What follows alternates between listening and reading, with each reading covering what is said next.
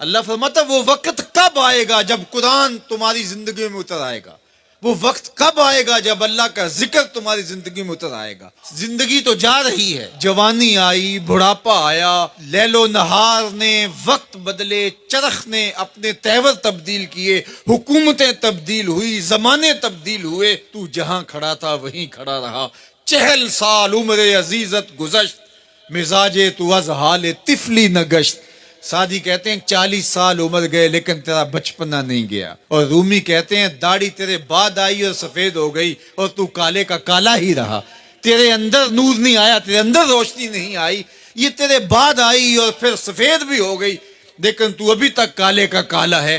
رب کہتا ہے وہ وقت کب آئے گا تمہارے سینے میں قرآن اترے، وہ وقت کب آئے گا ذکر سے تمہارے دل میں ارتعاش پیدا ہو، جب تم رب کا نام لو تمہاری آنکھیں آنسوں کا خراج دینے لگے۔ وہ وقت کب آئے گا جو ہی قرآن کھلے چھم چھم تمہاری آنکھیں برسنے لگے۔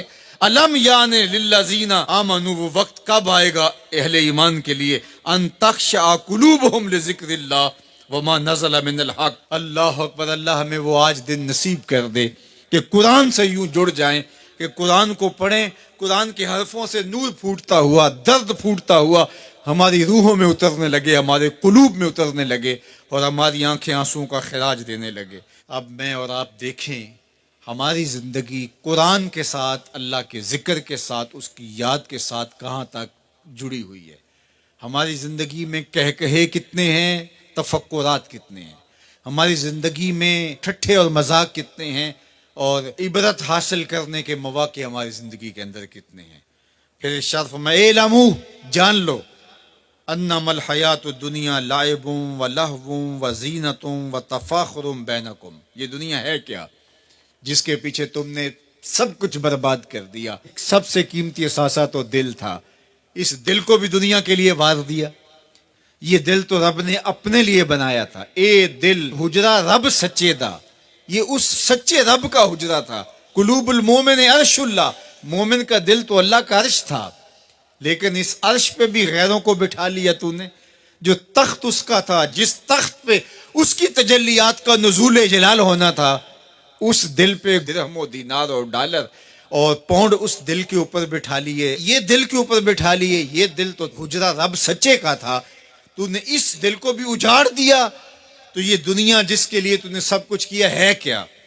اعلموا، جانو، انما الحیات الدنیا لعب و لہو و زینت و تفاخر بینکم، یہ دنیا کھیل کود ہے، آرائش ہے، اور ایک دوسرے کے اوپر تفاخر کرنا ہے۔ وتکاثر فی الاموال والاولاد، فخر جتلانا ہے، میرے بیٹے اتنے ہیں، ماشاءاللہ بڑے بڑے افسر لگے ہوئے ہیں، میرے پاس دولت اتنی ہے، میرے اتنے بنگلے ہیں، اتنا بینک بیلنس ہے، اتنے مربع، اتنی جائیدادیں ہیں۔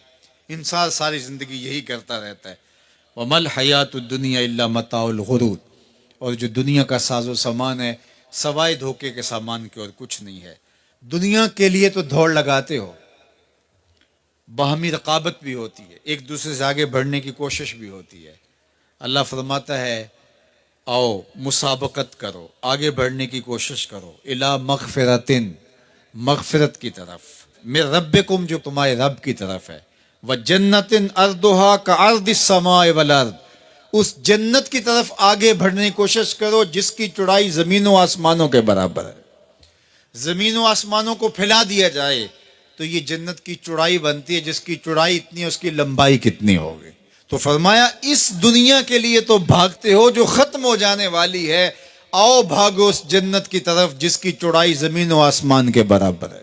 اعدت للذین آمنوا باللہ ورسولہ، یہ اہل ایمان کے لیے تیار کی جا چکی، وہ موتیوں کا محل، وہ یاقوت کا محل، وہ زبرجد کا محل، وہ خالص مشک کا محل جو تمہارے لیے بنایا ہوا ہے۔ تم نے جانا ہے اور تمہیں دروازہ کھولنے کی بھی ضرورت نہیں ہے، منتظر دربان کھڑے ہیں جو تمہارے لیے دروازہ کھول کے تمہیں مرحبا کہیں گے اور سلامتی تمہارے اوپر پیش کریں گے۔ وہ تمہارے لیے تیار کر چکا ہے۔ اصل تو زندگی وہ زندگی ہے، لیکن تم کس دنیا کے پیچھے بھاگ رہے ہو؟